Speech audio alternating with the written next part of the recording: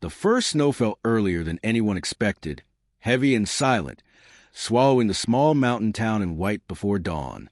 By the time the sun tried to rise, roads were already buried, power lines grown under ice, and one broken veteran sat outside his weather-beaten shack, listening to the wind howl like a warning. People had laughed at him for months, shaking their heads at the strange room he built underground for winter, hidden like a secret even the cold could not see. That morning, no one was laughing anymore.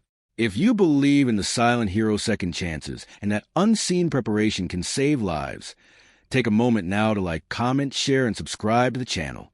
Ethan Walker had once been the kind of man everyone relied on, a United States Army veteran from Colorado, raised in a Christian home where faith was quiet but firm. He learned early that endurance mattered more than comfort. War took years from him, and when he returned, it took even more. The noise stayed inside his head long after the battlefield disappeared, and the sense of belonging he once knew never fully returned. Jobs came and went. Friends drifted. Eventually, Ethan chose the edge of town, a small piece of land near the forest, where he could breathe without expectations pressing in from all sides. He lived simply with his dog, Max, a loyal German Shepherd mix he rescued from a shelter the same winter he lost his last steady job. Max understood things people didn't. He stayed close when Ethan's hands shook and slept lightly when nightmares pulled Ethan back into the past. Together they built a life that looked strange to others but felt survivable to them. When autumn arrived, Ethan noticed the signs others ignored. The wind patterns shifted earlier. The ground froze harder than usual. Old instincts whispered that this winter would not be normal. With limited money and no desire for attention, Ethan started digging behind his cabin. Neighbors passing by laughed at the sight of a grown man carving out a space beneath his own home, reinforcing it with salvaged wood, insulation scavenged from demolition sites, and thick layers of earth. They called it pointless, said no one needed a hidden winter room, joked that he was building a bunker for ghosts. Ethan said nothing. He worked slowly, methodically, teaching Max to stay clear while he reinforced walls and sealed gaps. The room wasn't large, just enough space for warmth, food storage, blankets, and a place for Max to curl up. He lined it with reflective insulation, added a small vent system, and placed heavy doors confirmed against wind pressure. It wasn't pretty, but it was safe. As December approached, temperatures dropped faster than forecasts predicted. The first storm knocked out power for half the town. The second buried roads completely. By the third, emergency services were overwhelmed. People who once laughed at Ethan now struggled to keep their homes warm as heating systems failed and fireplaces smoked uselessly against sub-zero winds. Ethan stayed quiet. He moved supplies into the hidden room and sealed the entrance carefully. Max sensed a shift, staying close, alert but calm, when the cold became unbearable above ground. Ethan led them down into the room, closing the door as the storm reached its peak. Outside, chaos unfolded. Cars were abandoned. Pipes burst.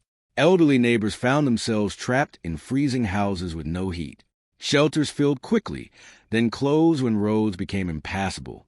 The town learned the hard way that comfort breeds complacency, and preparation often looks foolish until it becomes necessary. Ethan listened to the walls, counting hours, checking vents, trusting the design he built with his own hands. The temperature inside stayed steady, warm enough to survive. Max rested easily, sensing safety. For the first time in years, Ethan felt useful again. On the fourth night, Ethan heard distant pounding through the storm. At first, he thought it was memory playing tricks on him, but Max rose immediately, ears sharp. Ethan opened the upper hatch carefully and saw shadows moving through the snow. Neighbors, desperate and exhausted, were searching for help. Pride had frozen faster than their homes. Without hesitation, Ethan opened the hidden room. One by one, people climbed down into the space they once mocked. Families huddled together, elderly couples shaking, children crying softly. Ethan shared what he had without hesitation. Food was rationed. Blankets were distributed. Max moved among them calmly, offering warmth and comfort without fear. Word spread quickly, even without phones or power. The strange veteran's underground room became the only safe place left standing against the cold. Over the next 2 days, more people arrived. Ethan organized them quietly, assigning space, maintaining airflow, monitoring temperatures. His military training returned not as violence, but as leadership. When rescue teams finally reached the town, they found a community shaken but alive. Many owed their survival to the hidden winter room they once laughed at. News crews arrived days later, cameras capturing stories of resilience and humility. They wanted interviews, headlines, explanations. Ethan declined most of it. He didn't build the room to be seen. He built it because experience taught him that preparation saves lives, and silence does not mean weakness. The town changed after that winter. Mockery softened into respect. Neighbors who once ignored Ethan now greeted him with gratitude. The local church offered support without judgment. A contractor offered him steady work, recognizing skill where others saw strangeness. Slowly, Ethan rebuilt more than a home. He rebuilt connection. Max remained at his side through it all, older now, slower, but still watchful. The hidden winter room stayed beneath the cabin, not as a symbol of fear, but of wisdom earned through hardship. Just before this story ends, take a moment to comment below and share whether you believe quiet preparation and second chances can turn a mocked idea into a life-saving truth.